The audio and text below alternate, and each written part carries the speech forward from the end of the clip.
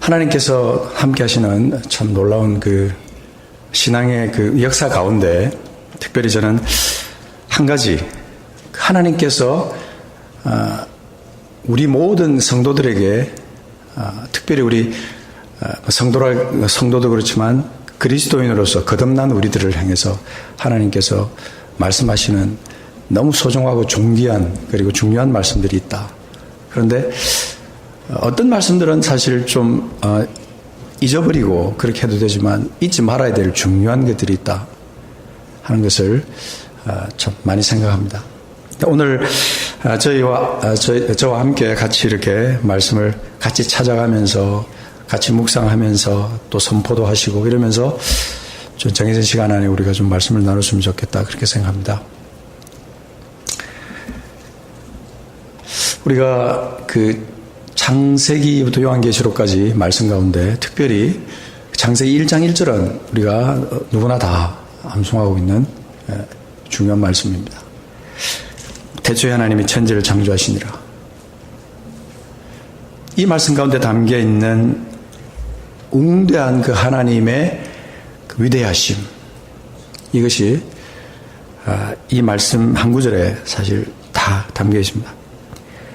그것도 그렇지만 모든 만물을 지으시고 마지막 날 우리 사람을 만드시고 하나님께서 그 1장 31절에 보면 하나님이 지으신 그 모든 것을 보시니 보시기 심히 좋았더라 그렇게 말씀하십니다. 하나님이 보시기 심히 좋았더라고 말씀하시는 그것을 통해서 저는 그렇게 생각합니다. 하나님이 지으신 그 만물 가운데 특별히 하나님이 지으신 이 사람, 하나님의 형상을 가지고 지은 이 사람까지 창조하시고 나서 하나님께서 보시면서 너무너무 좋았다. 하나님의 그 심장이 느껴지는 그런 부분이었어요. 그런데 사람이 이제 범죄하고 난 다음에 하나님께서 참 놀라운 그런 약속을 하셨죠. 우리가 참 범죄할 걸 주님께서 아심에도 불구하고 하나님께서 구원의 길을 예비하셨다는 거예요. 근데 우리가 선택한 길은 죄의 길이었고 죽음의 길이었고 멸망의 길이었고 하나님과 단절된 그런 죽음의 길이었는데 하나님께서 새 길을 만드시고 옛 언약을 통하여 구원자를 예비하시고 모든 것을 다시 회복할 그 길을 하나님께서 마련해 주셨다는 거죠. 말씀을 기록하시고 새 언약을 통하여 우리에게 깨닫도록 길을 열어주시고 그 길을 통하여 우리를 새롭게 하셨습니다. 예수 그리스도 그분의 십자가를 통하여 우리를 새롭게 하셨습니다. 그래서 우리에게 죽음의 길이 아닌 영생의 길을 우리에게 열어놓으셨습니다. 놀랍지 않습니까? 저는 이렇게 말씀을 묵상하면 너무너무 이 대목만 생각하면 감격이 막 올라오는 것 같아요. 사실 그 요한복음 3장 16절 말씀은 너무나 우리가 모두가 다 외우고 있으니까 별로 소중하게 생각 안 하는 것 같은데 하나님이 세상을 이처럼 사랑하사 독생자를 주셨으니 이는 저를 믿는 자마다 멸망치 않고 영생을 얻게 하십니다. 그 핵심적인 그 말씀 속에 하나님의 사랑이 담겨 있는 거예요. 멸망치 않고 영생을 얻게 하십니다. 너무나 그냥 그 당연한 것 같고 간단한 것 같으니까 그렇게 여러분들은 감격하지 않는지 모르겠지만 이 말씀이 그렇게 달고 오묘하게 느껴지는 순간 저는 참 다시 한번 또 감격하고 또다시 감사하고 그렇게 합니다. 그런데 여러분 요한계시록 21장 5절 6절에 우리가 오늘 읽은 말씀에 보면은 보좌에 앉으신 이가 가라사대 이르시되 보라 내가 만물을 새롭게 하노라 하시고 그렇게 말합니다. 이 말은 신실하고 참되니 기록하라. 이 중요한 말씀입니다. 그 말이죠. 또 내게 말씀하시되 이루었도다 하시고 예수님께서 십자가에서 달려서 돌아가시던 그 순간에 예수님께서 운명하시면서 테텔레스타 이루었다고 말씀하시는 그것과 아주 흡사한 말씀이에요. 이루었도다. 나는 알파와 오메가요 처음과 마지막이라. 내가 생명수 샘물을 목마른 자에게 값없이 줄 것이다. 우리가 잊지 말아야 될 여러 가지 중요한 그 진리 가운데 특별히 구원에 대해서 오늘 한번 생각해 보려고 합니다. 당신이 구원받았습니까? 그러면은 우리는 그렇게 말합니다. 이 구원파냐? 이렇게 질문하죠. 마치 구원이 구원파의 그 전조물인 것처럼 그렇게 생각해요.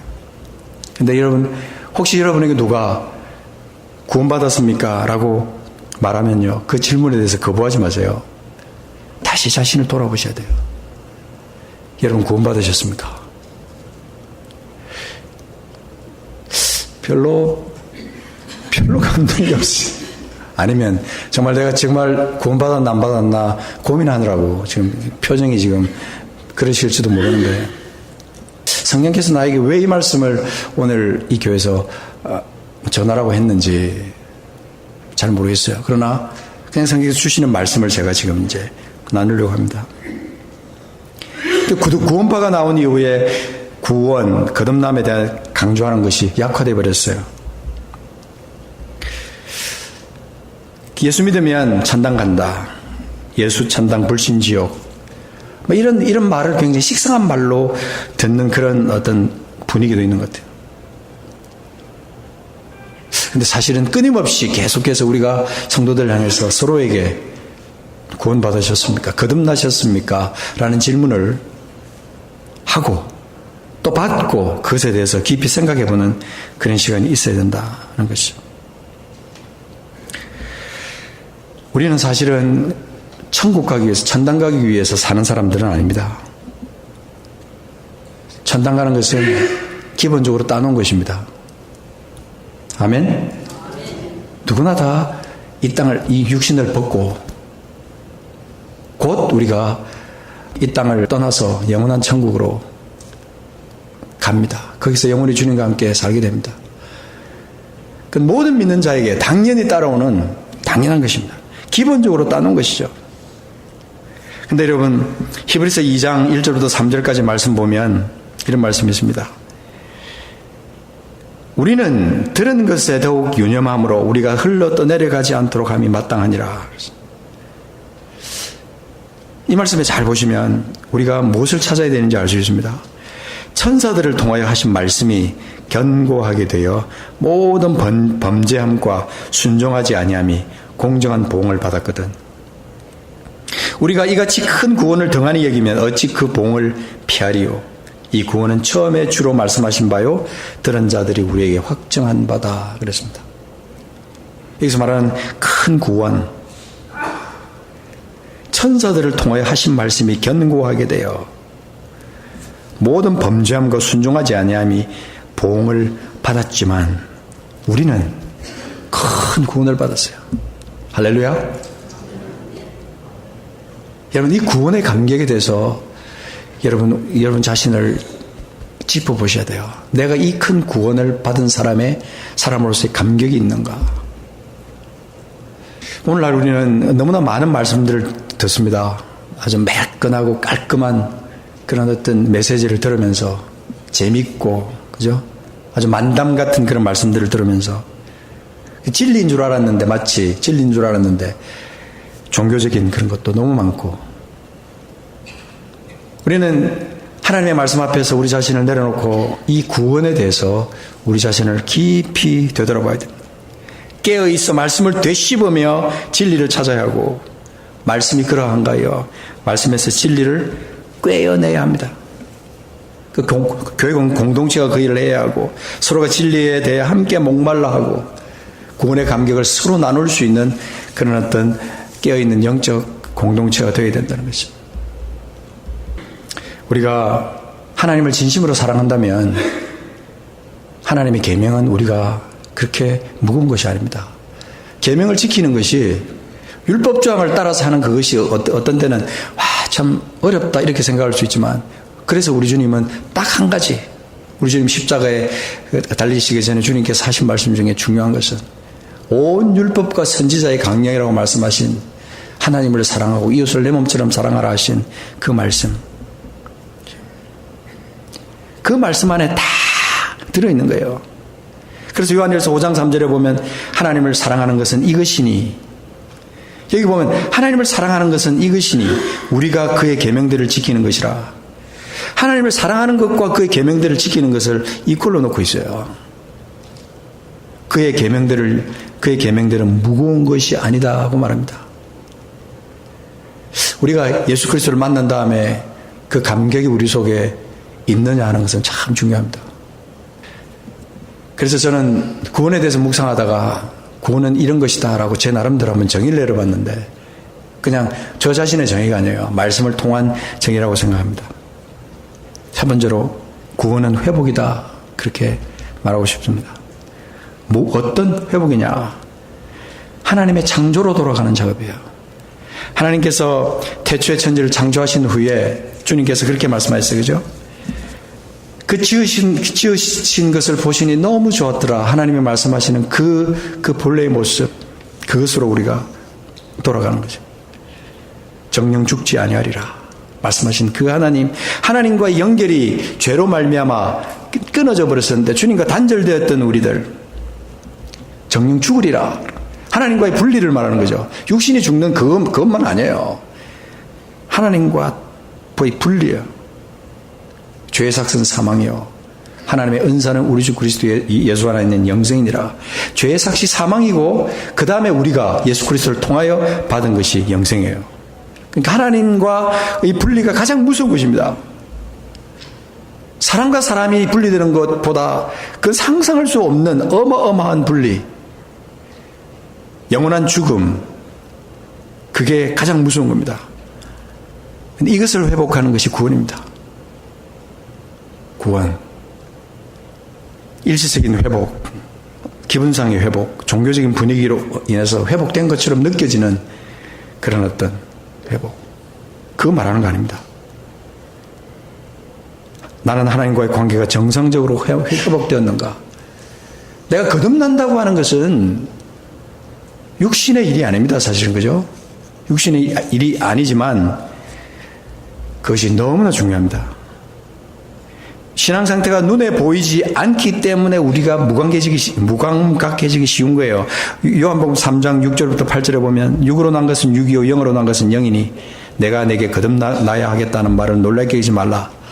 이 말은 육으로 난 것은 육이요 영으로 난 것은 영이니, 이 말은 우리가 영으로 거듭나는 것에 대해서 우리가 지나칠 수 있기 때문에 영으로 거듭나는 그 부분에 대해서 깊이 고민하고 생각하고 그 부분이 나와 어떤 연관이 있는가, 하나님과의 그 연결되는 것, 하나님과의 관계가 회복되는 그것이 과연 영적으로 어떤 무엇을 말하는 것인가, 나와는 어떤 연관이 있는가 하는 것을 생각해 보는 거예요. 8절에 보면 바람이 임으로 불면 네가 그 소리는 들어도 어디서 와서 어디로 가는지 알지 못하나니 성령으로 난 사람도 다 그러하니라. 성령으로 난 사람을 지금 설명하고 있는 거예요. 땅의 일, 하늘의 일. 여러분, 우리가 땅의 일을 우리가 믿고 사느냐, 하늘의 일을 믿고 사느냐, 그렇게 생각하면 분명히, 그렇게 제가 여러분에게 질문하면 여러분 당연히 하늘의 일이라고 말하겠죠. 우리는 분명 하늘의 일을 믿음으로 받아들인 사람들입니다. 믿습니까? 우리는 그런 사람들이에요. 거듭났다고 하는 것이 한 바퀴 뺑 돌면 다른 모습으로 확 변하는 어떤 그런 어떤 만화 같은 그걸 말하는 게 아니라, 니고데모가 이해 못하는 거죠. 사람이 어떻게 늙었는데 다시 어머니 뱃속에 들어가다 날 수 있느냐. 우리가 그런 정도의 수준으로 이 거듭남에 대해서 이해하는 사람들도 우리 가운데 있을 수 있습니다. 여러분, 갈라디아서 4장에 보면은 이스마엘과 이삭의 차이를 여기서 말하고 있습니다. 갈라디아서 4장 8절에 보면 이렇게 말합니다. 형제들아, 너희는 이삭과 같이 약속의 자녀라 그랬어요. 이스마엘이 아니라 이삭과 같은 약속의 자녀라. 29절 보십시오. 중요한 말씀이 있습니다. 29절 한번 읽어볼까요? 시작. 그러나 그때 육체를 따라 난 자가 성령을 따라 난 자를 박해한 것과 같이 이제도 그러하도다. 그러나 성경이 무엇을 말하느냐? 여종과 그 아들을 내쫓으라. 여종의 아들이 자유 있는 여자의 아들과 더불어 유업을 얻지 못하리라 하였느니라. 여러분, 이 말씀 지금 읽으면서 이 말이 이해가 되십니까? 여종의 아들이 자유 있는 여자의 아들과 더불어 유업을 얻지 못한다.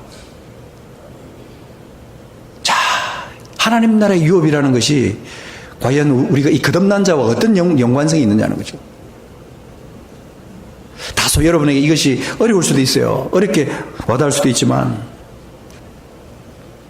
31절, 그런즉 형제들아 우리는 여종의 자녀가 아니요 자유 있는 여자의 자녀니라. 할렐루야. 이게 우리의 신분이에요. 우리가 거듭나서 영으로 거듭나고 나니까 이 말이 이해가 되는 거예요. 자유 있는 여자의 자녀다. 여전히 우리가 거듭났음에도 불구하고 세상 사람들이 생각하는 것처럼, 그죠?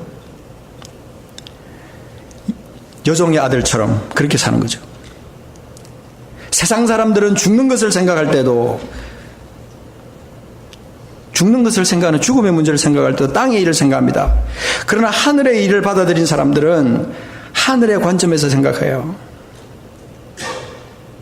그래서 사실은 죽음은 슬픈 사실이 아닌 겁니다. 여러분, 죽는 것을 두려워하십니까? 아, 내가 언제 죽을까? 죽을 때 어떤 모습으로 죽을까? 우리는요, 그런 문제는 초월한 사람들입니다. 죽음은 슬픈 사건이 아닌 겁니다. 거듭남을 생각할 때 니고데모가 예수님께 말한 것처럼 3장 9절에, 요한복음 3장 9절에 어찌 그러한 일이 있을 수 있나이까 질문한 것처럼 우리도 이해 못하는 상태에서 그럴 수 있어요. 뭔가 엄청난 변화가 거듭나는 그 순간 우리 안에서 일어나는 겁니다. 구원받은 자에게. 그거 여러분 묵상해 보셨습니까? 나는 예수 믿었으니까, 예수님 영접했으니까 나는 천당 가는 거야. 그러고는 그냥 아무 생각 없이 천당 가는 그 천당 밧줄만 붙들고 그렇게 살아갈 것인가? 그게 아니라 이 말입니다. 뭔가 내 안에 어마어마한 변화가 일어났어요. 그것을 여러분이 깨닫기를 원하지 않으십니까? 많은 사람들이 그렇습니다. 막 그 자녀 문제를 놓고 금식하고, 직장 문제를 놓고 금식하고, 자기 몸의 어떤 그 질병 문제를 놓고 금식은 하지만, 이 거듭난 사람으로서 내가 하나님의 자녀처럼 그렇게 살아야 되지 않겠습니까? 하나님 그것 좀 알려주십시오. 몸부림치면서 그것을 위해서 금식하는 사람은 제가 보지 못한 것 같아요. 무엇인가 우리 안에 일어난 이 어마어마한 엄청난 변화. 하나님과의 관계가 정상적으로 회복되었다면 나는 도대체 어떤 사람인가? 이것에 대해서 스스로에게 의문을 가져보시는 것이죠. 내 본성이 변화된 겁니다. 이 변화를 어떻게 설명할 겁니까? 예수 그리스도를 만난 다음에 나로 인해서 내 가정이 변하고, 내 이웃이 변하고, 내 직장이 변하고, 특히 여러분, 나로 인해서, 거듭난 나로 인해서 만물이 변한다면 어떤 일이 발생하겠어요? 참 어마어마한 일입니다. 그래서 사탄은요, 이 구원의 문제를 흐리게 만듭니다. 사실 모든 것은 구원과 연결되어 있고 묵상하고 그러는데, 저는 그래서 이것을 묵상하다가 깜짝 놀랐어요. 율법을 생각해 보니까, 율법을 묵상하니까 율법도 구원과 연결되어 있고, 은혜를 생각하니까 은혜도 구원과 연결되어 있고, 보지 못하고 믿는 믿음에 대해서도 생각하니까 구원과 연결되어 있고, 사랑을 묵상하다 보니까 사랑도 구원과 연결되어 있고, 십자가, 부활, 모든 게 다 구원과 연결되어 있더라고요. 아, 그렇구나. 죄사함, 거룩함 다 구원과 연결되어 있어요. 구원은요, 변화의 종착점이에요.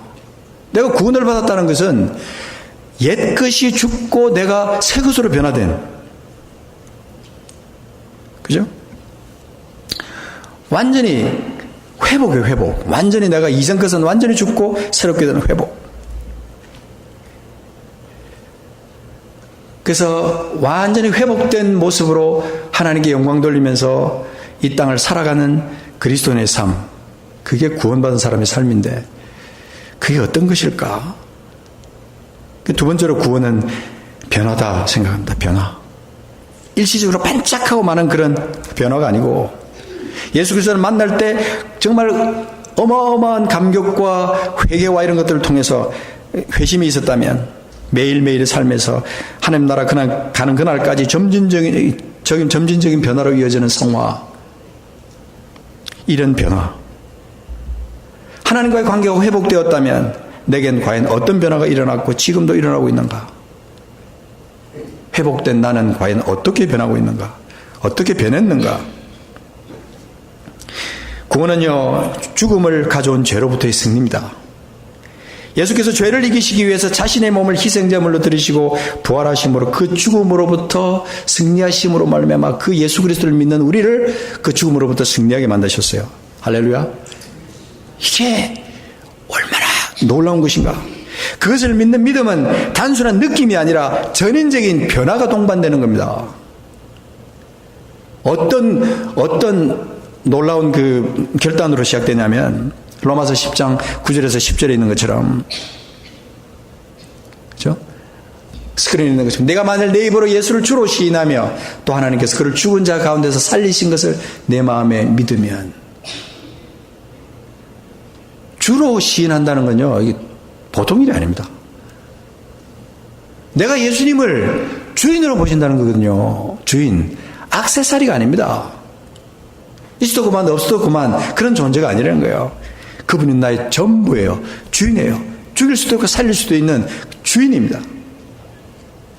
주인. 그런 일이 있을 때 우리 가운데 구원이 일어나는 겁니다. 구원. 그래서 그 뒤에 보면 사람이 마음으로 믿어 의에 이르고 입으로 시인하여 구원에 이르느니라 그렇게 말했지만, 이 로마서에서 전체적으로 우리에게 말해주고 있는 놀라운 그 비밀 중에 구원받는 것과 연결된 하나의 말씀이 거기 여러분 그 로마서 6장 16절 17절에 있는데요. 16절에 보면 너희 자신을 종으로 내주어 누구에게 순종하든지 그 순종함을 받는 자는 자의 종이 되는 줄 너희가 알지 못하느냐. 우리가 만약에 죄의 종이 되면은 죄가 원하는 대로 이끄는 거예요. 이끌려서 사는 거죠. 그래서 로마서 6장 20절에 보면 너희가 죄의 종이 되었을 때는 의에 대해서 자유롭다. 로마서 8장 요한복음 8장 34절에 보면 예수께서 진실로 너희에게 이르노니 죄를 범하는 자마다 죄의 종이다. 우리가 만약에 죄 속에 거해서 죄를 즐거워하고 죄와 짝하면서 살아간다면 우리는 죄의 종이다. 우리 원래 마귀의 자녀였다. 여러분, 그 어떤 영적 신분에 대해서 우리가 생각할 때 끔찍하다는 느낌을 여러분이 가져보셨는지 모르겠어요. 소름 끼치도록 끔찍해야 그것이 다시 거듭나서 의의 종이 되고 하나님의 자녀가 되어서 그 자녀의 신분을 마음껏 누리는 것에 대한 감격이 우리 속에 있을 수 있어요. 그런데 죄의 종이 되었을 때는 의에 대해서 자유로운 겁니다. 그러니까 신앙생활을 아무리 해도, 신앙생활 오래 해도 여전히 죄의 종으로 묶여있는 사람들은 종교인으로서 전락해서 그 자유의 기쁨, 그 감격이 우리 속에 없는 거죠. 베드로전서 4장 1절에 보면 이런 말씀이 있습니다. 그리스도께서 이미 육체의 고난을 받으셨으니 너희도 같은 마음으로 갑옷을 삼으라. 이는 육체의 고난을 받은 자는 죄를 그쳤음이니 그 후로는 다시 사람의 정욕을 따르지 않고 하나님의 법을 따라 하나님의 뜻을 따라 육체의 남은 때를 살게 하람이라. 너희가 음란과 정욕과 술 취함과 방탕과 향락과 무법한 우상 숭배를 하여 이방인의 뜻을 따라 행한 것은 지나간 때로 족하도다. 이것이 나의 고백이 되어야 됩니다. 여러분의 고백이 되어야 돼요.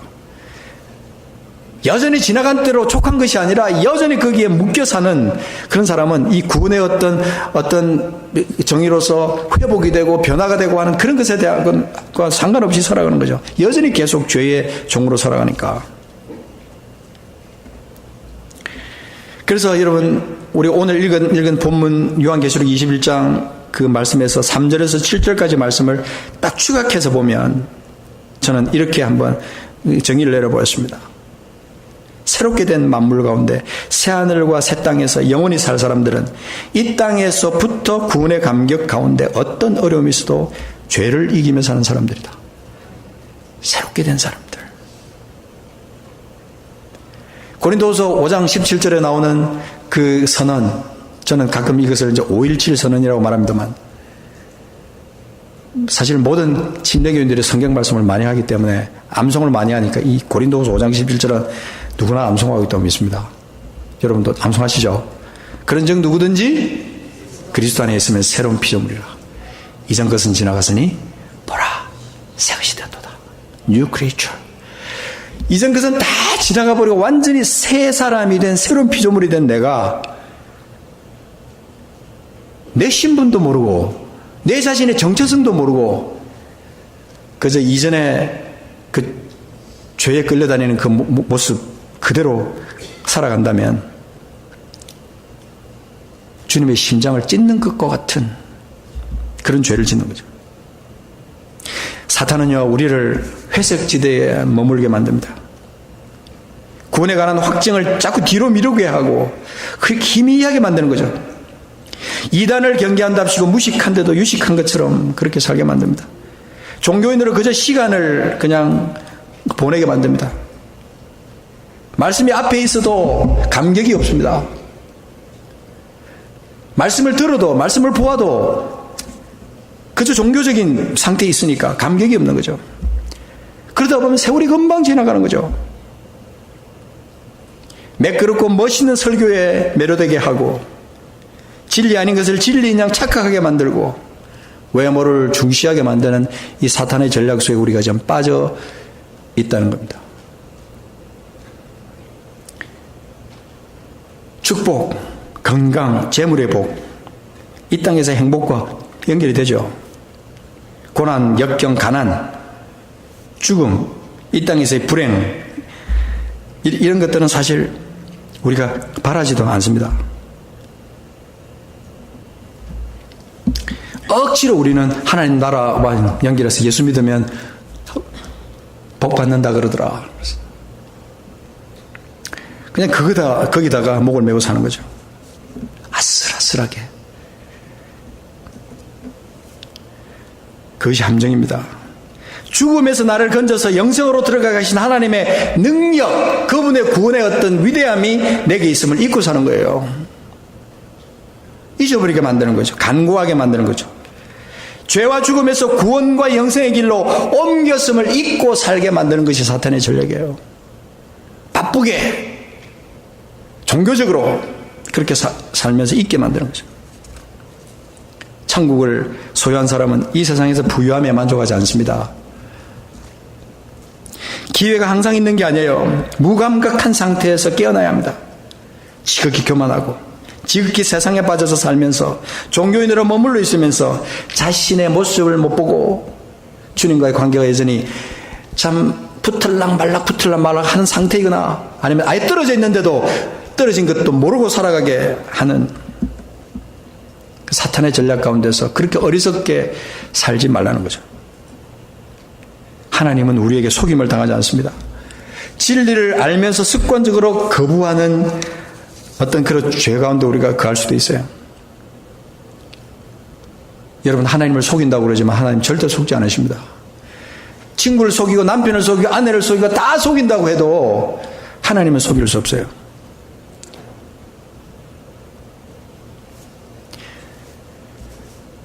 지금은 이 불의가 의를 집어 삼킨 그런 시대에 우리가 살고 있어요. 거듭난 사람이라고 다 그 충만한 그런 교회가 이렇게 많은데도 불구하고 이 세상은 어쩜 그렇게 불의로 가득 차게 되는지.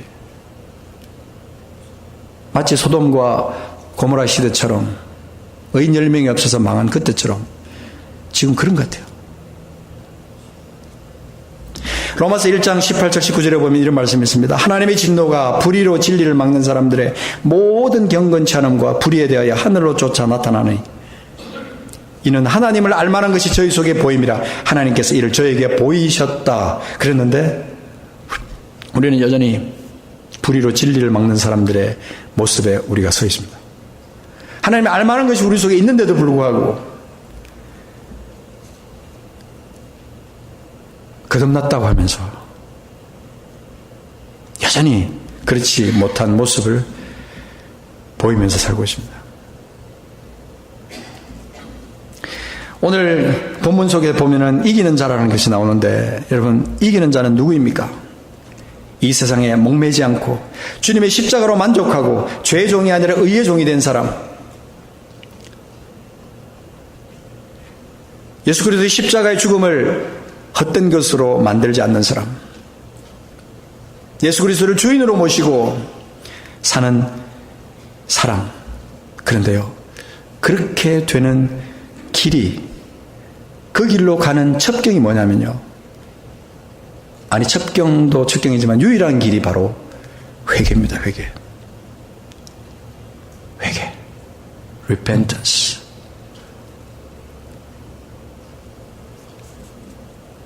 회개하라고 외치면 지금은 그렇게 싫어한대요, 다들. 죄에 대해서 말하면 성도들이 그렇게 싫어한대요. 이 교회 빼놓고.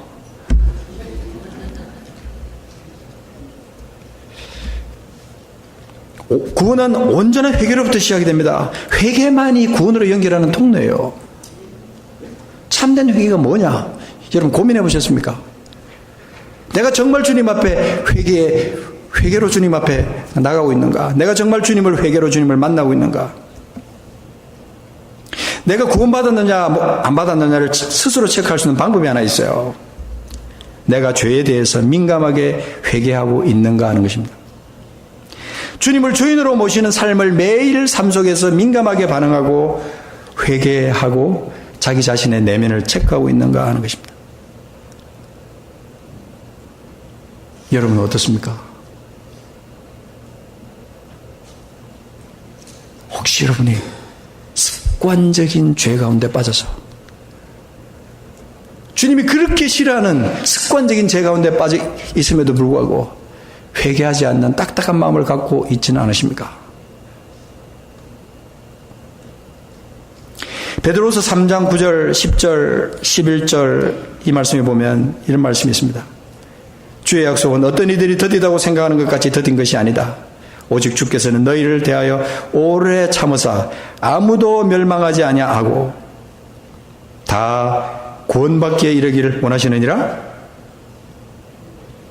다 회개하기에 이르기를 원하시느니라. 주님은 회개를 원하시는 거예요. 회개를 통하여 우리가 구원으로 나가기를 하나님은 원하시는 거예요. 왜냐하면 회개만이 유일한 해결책이기 때문에. 내가 죄를 죄로 그대로 갖고 있는데 어떻게 주님 앞에 나갈 수 있겠어요? 아무리 작은 죄라도 하나님의 나라에는 도저히 용납되지 않으니까 회개만이 주님 나라로 나가는 길이라 이 말입니다. 그러나 여러분 10절에 있는 것처럼 주의 날이 도둑같이 옵니다. 그날에는 하늘이 큰 소리로 떠나고 물질이 뜨거운 불에 풀어지고 땅과 그 중에 있는 모든 것이 다 드러납니다. 11절 같이 읽읍시다. 시작. 이 모든 것이 이렇게 풀어지리니 너희가 어떠한 사람이 되어야 마땅하냐? 거룩한 행실과 경건함으로 12절 하나님의 날이 임하기를 바라보고 간절히 사모하라. 여러분 이렇게 사십니까? 여러분이 이렇게 살면 죄의 종이 될 수 없습니다. 13절 여러분, 우리는 그의 약속대로 의가 있는 곳인 새하늘과 새 땅을 바라보는도다.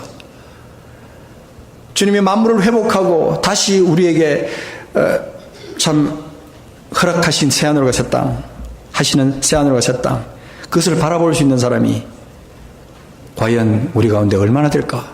우리 전체 이 지구상에 있는 모든 크리스찬 가운데 얼마나 될까? 점점 세상이 악해지고 악해져서 하나님이 찾으시는 그 의인들이 정말 찾아보기 힘든 그런 시대에 우리가 살고 있는데,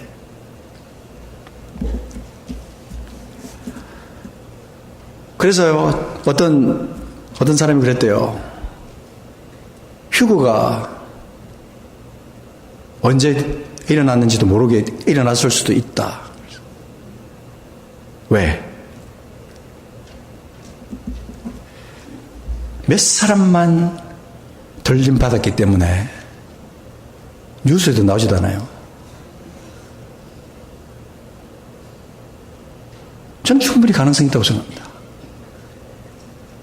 이 세상 돌아가는 걸 보고 교회 모습을 보고 성도들의 종교적으로 빠져있는 그 모습들을 보면 얼마든지 그럴 수도 있다. 아담이 범죄했을 때 하나님께서 그를 부르시면서 아담아 어디 있느냐, 아담아 어디 있느냐 하나님이 부르셨어요. 하나님이 아담이 어디 있는지를 몰라서 하신 질문은 아니라고 생각합니다. 아담아 네 상태가 도대체 어떠냐? 네가 두려워하느냐? 네가 선택하여 그 길을 택하여 죽음에 이르게 되었지만 여전히 나는 너를 사랑하고 너를 위한 구원 계획이 있단다. 이 하나님의 음성이었어요.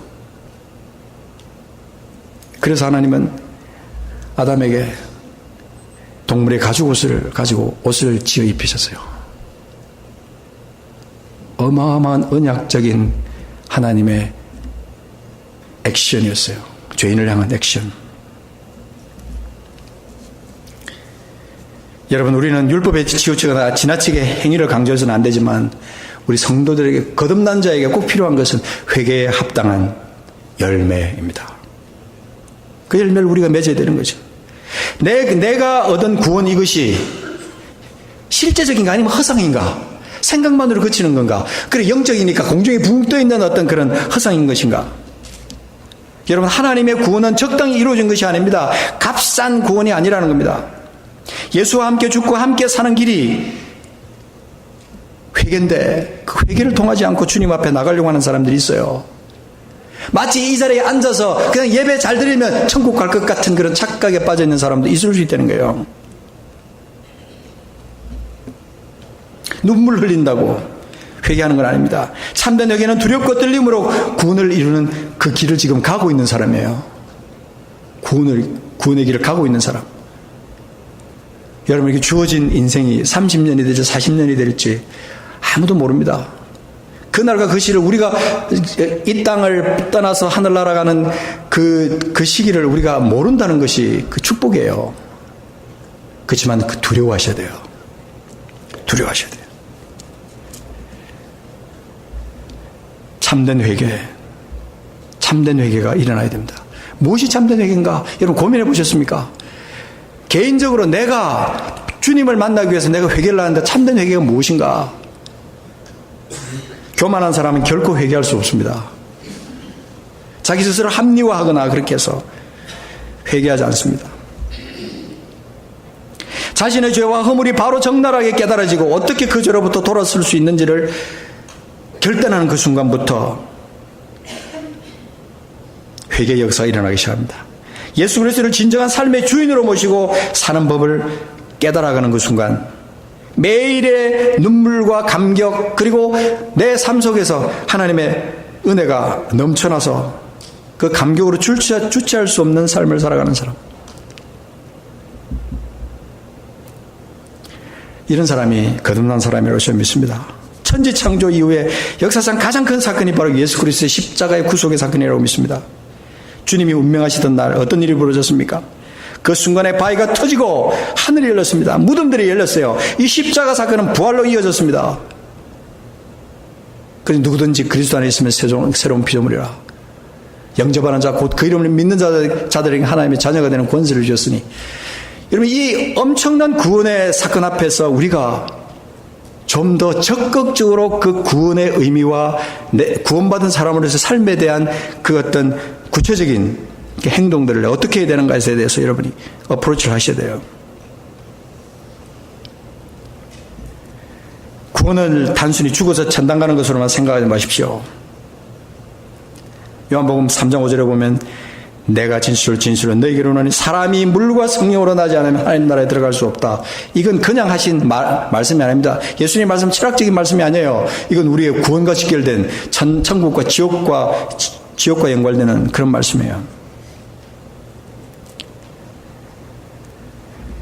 거듭나는 것이 여러분에게 아직 어렵고 힘든 어떤 숙제라면요, 시간이 더 많이 가기 전에 해결하셔야 돼요. 뒤로 미루시면 안 됩니다.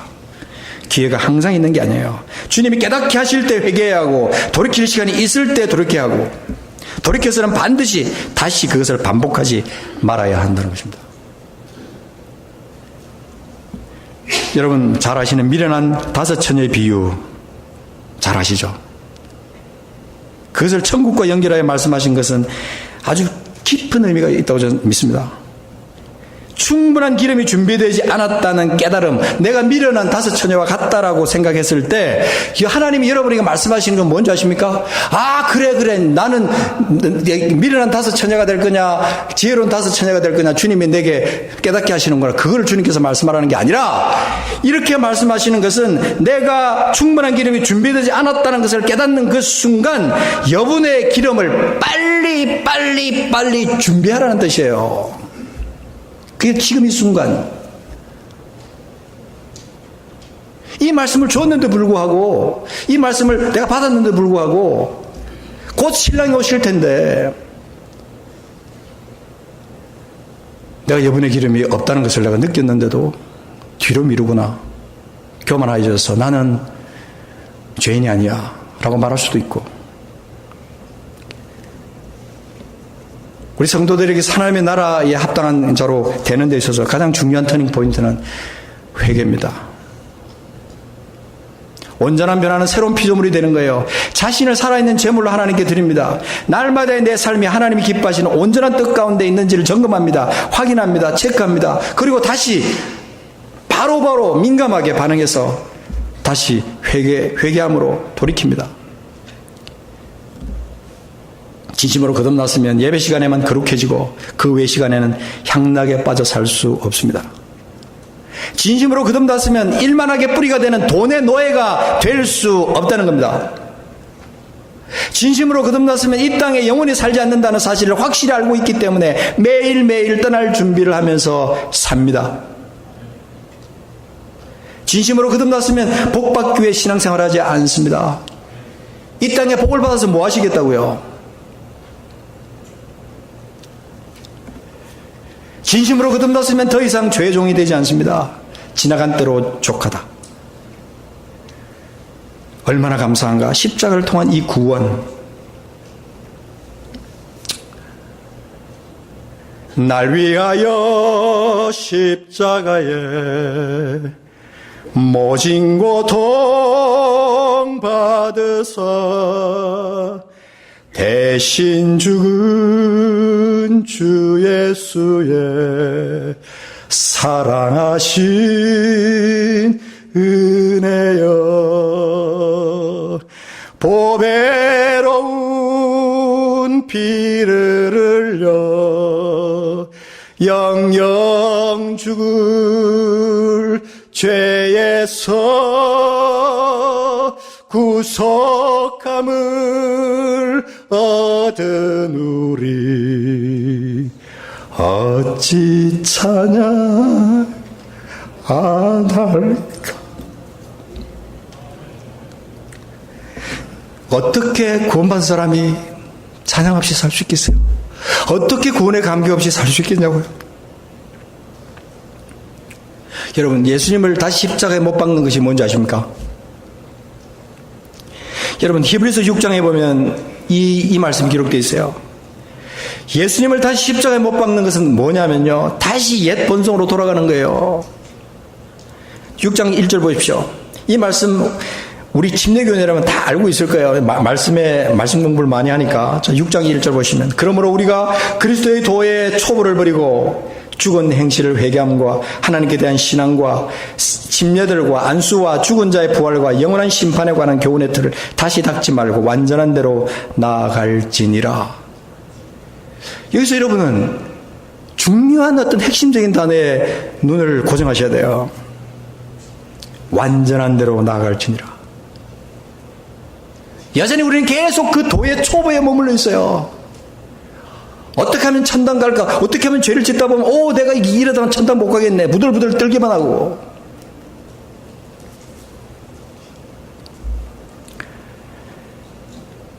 6장 3절 하나님께서 허락하시면 우리가 이것을 하리라. 한번 비침을 받고 하늘의 은사를 맛보고 성령에 참여한 바가 되고 하나님의 선한 말씀과 내세의 능력을 맛보고도 타락한 자들은 다시 새롭게 하여 회개할 수 없나니 이는 그들이 하나님의 아들을 다시 십자가에 못 박아 드러내놓고 욕되게 함이라. 7절 잘 보세요. 중요합니다. 땅이 그 위에 자주 내리는 비를 흡수하여 밭가는 자들이 쓰기에 합당한 채소를 내면 하나님께 복을 받고 만일 가시와 엉겅퀴를 내면 버림을 당하고 저주함에 가까운 그 마지막은 불사름이 되리라. 9절 사랑하는 자들아 우리가 이같이 말하나 너에게는 이보다 더 좋은 것 곧 구원에 속한 것이 있음을 확신하노라. 아멘. 10절 하나님은 불의하지 아니하사 너희 행위와 그의 이름을 위하여 나타낸 사랑으로 이미 성도를 섬긴 것과 이제도 섬기고 있는 것을 잊어버리지 아니하셨네. 잘 보셔야 돼요. 중요합니다. 하나님은 불의하지 아니하십니다. 우리의 행위 그의 이름을 위하여 나타낸 사랑 그것으로 이미 성도를 섬긴 것과 이제도 섬기고 있는 것을 하나님은 잊어버리지 아니하신다는 겁니다. 뭘 말합니까? 예수 그리스도를 만난 이후에 우리 삶의 모습들이 어떠해야 하는 것을 말하는 거죠. 11절 우리가 간절히 원하는 것은 너희 각 사람이 동일한 부지런함을 나타내어 끝까지 소망의 풍성함에 이르러 게으르지 아니하고 믿음과 오래 참음으로 말미암아 약속들을 기업으로 받는 자들 본받는 자 되게 하려는 것이다 말씀합니다. 여러분 이 말씀은 한 번 얻은 구원을 잃어버릴 수 있는가 없는가 하는 그런 신학적인 논쟁을 하는 데 쓰는 구절들이 아니라는 사실을 여러분 아셔야 됩니다. 같이 읽어봅시다. 보고 우리가 생각해 보는데 핵심을 찾아야 돼요. 여러분 1절에 보면 완전한 데라는 말이 있고 9절에 보면 구원에 속한다는 말이 있고 10절에 행위와 그의 이름을 위하여 나타낸 사랑으로 성도를 섬김을 하나님이 기억하신다는 말이 있고 11절에 보면 끝까지 소망의 풍성함에 이른다라는 말씀이 있는데 12절에 게으르지 않고 믿음과 인내로 믿음의 조사 선조들을 본받는 삶을 사는 자 이런 사람이 되기를 우리 하나님 원하신다는 것이죠. 근데 6절 중요한 것이 6절입니다. 타락한 자들 다시 새롭게 하여 회개할 수 없나니 이 말씀을 가지고 신학적으로 논쟁할 것이 아닙니다. 6절을 여러분이 절망의 말씀으로 보십니까? 그렇지 않습니다. 저는 말씀을 읽다가 깜짝 놀랐어요. 이 말씀은요 회개하라. 네가 이 말씀을 읽으면서 네가 정말 그런 상태에 있다는 것을 느끼면 회개하고 회개로 다시 나가면 긍휼에 풍성하신 하나님께서 받아주신다라는 말씀으로 기록되어 있는 거예요. 미련한 다섯 처녀를 보면서 여러분들이 나는 미련한 다섯 처녀야. 그래 맞아. 나는 미련한 다섯 처녀 중에 하나야. 그래 맞아. 나는 미련한 다섯 처녀야. 이러고 사시겠습니까? 주님 원하는 것은 지혜로운 다섯 처녀가 되기를 원하시는 거죠. 이 말씀도 똑같은 거예요. 네가 지금 그 상태에 있다면 주님을 다시 십자가에 못 박는 상태에 있다면 어떻게 하라고요? 회개하라는 거 회개하라. 회개하라고 말씀하시는 것이지 네가 그래 너는 지옥 가라고 주님께서 말씀하시는 게 아니라는 겁니다. 다시 말하자면 기회는 항상 있는 게 아니에요. 이 말씀의 의미를 깊이 생각해야 됩니다. 여러분 계시록 22장 10절에 보면 이 두루마리의 예언의 말씀을 임봉하지 말라. 이 책의 말씀을 예언의 말씀을 임봉하지 말라. 때가 가까웠다. 불의를 행하는 자는 그대로 불의를 행하고 더러운 자는 그대로 더럽고 의로운 자는 그대로 의를 행하고 거룩한 자는 그대로 거룩하게 하라. 이 말은 뭘 말합니까? 그 때가 되면 더 이상 기회가 없다는 거예요. No more chance. That is the day. 끝이에요. 그때는. 회개할 수 있고 주님 앞에 돌아갈 수 있는 기회는 항상 있는 게 아닙니다. 12절에 보면 보라 내가 속히 오리니 내가 줄 상이 내게 있어 각 사람의 그가 행한 대로 갚아주겠다. 나는 알파 오메가요 처음과 마지막이요 시작과 마침이다. 계시록 22장 10절 12절 말씀을요 그대로 세번역으로 제가 한 것을 읽어볼게요. 그가 내게 말하였습니다. 때가 가까이 왔으니 이 책에 적힌 예언의 말씀을 봉인하지 말라. 이제는 불의를 행하는 자는 그대로 불의를 행하고 더러운 자는 그대로 더러운 채로 있으라. 의로운 사람은 그대로 의를 행하고 거룩한 사람은 그대로 거룩한 채로 있으라. 보아라 내가 곧 가겠다. 나는 각 사람에게 그 행위대로 갚아주려고 상을 가지고 간다. 그 죄를 멸하시기 위해서 십자가에서 그 쓰리고 아픈 고난을 당하시고 주님께서 테텔레스타이 타이루었다가 주님이 말씀하시면서 자기 몸을 완전히 산재물로 하나님 앞에 들이신 예수 그리스도 그분의 사랑을 받은 우리인데 왜 그렇게 값없는 것에다 목을 메고 살아가는지 모르겠어요. 여러분, 다시 한번 말씀드리지만 기회는 항상 있는 것이 아닙니다. 종교적인 삶으로는 절대로 구원을 못 받습니다. 진심으로 예수 그리스도 앞에서 참된 회개가 있어야 구원으로 연결이 됩니다. 여러분, 11조를 많이 드림으로 복을 받기 원하십니까? 성수주의를 열심히 해서 복을 받기 원하십니까? 하나님은 그런 제한된 분이 아니세요. 여러분이 고난을 당하고 어려움을 당하고 어떤 환난을 당한다 할지라도, 그리 아니하실지라도 감사할 수 있는 그 신앙으로 나간다면 여러분, 온전한 구원받은 자의 모습일 거예요. 나를 죽음에서 생명으로 옮겨놓으신 십자가에서의 은혜, 부활의 능력이 나를 새롭게 했음을 선포하고 매일매일 삶에서 선포하고 그 선포에 맞는 삶, 그 은혜 속에서 감격하고 그리고 그 십자가와 부활의 능력으로 말미암아 승리하면서 살아가는 삶, 그것이 구원받은 사람의 삶입니다. 그러다 보면 오늘 우리 요한계시록 21장에 나오는 그 말씀처럼요, 이 말씀이 내 삶에서 실현이 될 수 있어요.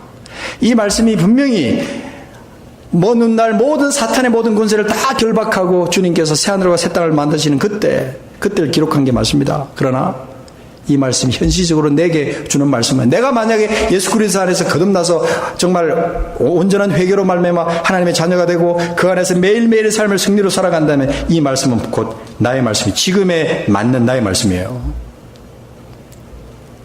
3절에 보면요, 보라, 하나님의 장막이 사람들과 함께 있음에 하나님이 그들과 함께 계시리니 그들은 하나님의 백성이 되고 하나님이 친히 그들과 함께 계셔서 모든 눈물을 그 눈에서 닦아주시니 다시는 사망이 없고 애통하는 것이나 곡하는 것이나 아픈 것이 다시 있지 아니하리니 처음 것들이 다 지나갔습니다.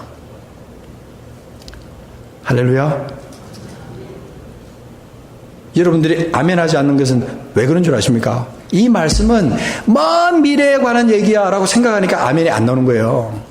내가 지금 그리스도 안에서 내가 거듭난 자로서 주님과 함께 동행하고 거듭난 하나님의 자녀로 내가 지금 이 땅에서 그렇게 살고 있다면 이건 분명히 그때 가도 이 모습이고 지금도 그 모습이에요. 그죠? 그러니까 당연히 이 말씀을 읽으면 내가 지금 현재 이 시점에서 주먹을 쥐고 아멘 하고 나와야 되는 거예요.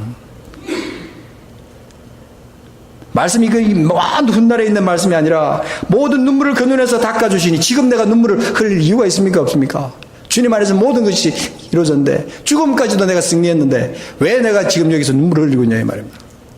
물론 슬퍼서 잠깐 그렇게 눈물 흘리고 그렇게 할 수는 있지만, 성도들이 성도들이 죽는 것은 죽는 것이 아니라 그랬잖아요. 자는 것이다. 참 초월한 그런 말씀이잖아요. 그죠? 나를 죽음에서 생명으로 옮겨주신 십자가의 은혜의 부활의 능력이 나를 새롭게 했음을 선포하고 그 선포에 맞는 삶, 날마다 은혜의 감격 속에 사는 삶.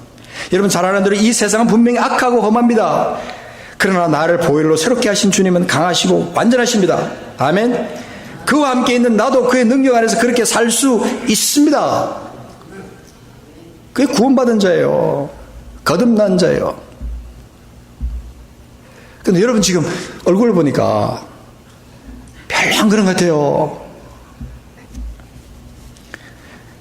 주님이 만물을 새롭게 하시는 그 일이 나를 통해서 이루어집니다. 거듭난 나 때문에 이 세상이 변해요. 가정이 변해요. 직장이 변해요. 내가 속해 있는 공동체가 변해요. 오늘날 이 세상에 수많은 교회가 있고 성도들이 이렇게 많은데 왜 이렇게 이 세상은 이 모습일까? 하나님의 그 어떤 안타까운 심정이 느껴지는 순간입니다. 사탄이 그렇게 만들었을 수도 있어요. 그러나 여러분 속지 마십시오. 우리는 그런 존재가 아니에요. 절대 그런 존재가 아니에요. 돈에 매여서 그저 죽어가고 있는데 그걸 못 느끼고 있는 그런 상태에 살아서 되는 사람이 아니라 이 말입니다. 육신이 아프시면 거기에 목매고 살아서는 안 된다는 거예요. 그럴수록 더 주님께 가까이 가고, 가난하면 가난할수록 더 주님께 가까이 가고, 환경이 어려우면 어려울수록 더 주님께 가까이 가고, 그게 바로 진정으로 거듭난 하나님의 사람이에요. 여러분은 만물을 새롭게 해야 될 책임 있는 사람이에요. 그러려면 여러분이 먼저 새롭게 되셔야 돼요. 아멘이십니까? 여러분이 새롭게 되셔야 돼요. 그래야 이 지역이 변하고 캘리포니아가 변하고 미국이 변하고 열방이 변화될 수 있습니다. 우리 같이 시간 한번 기도하겠습니다.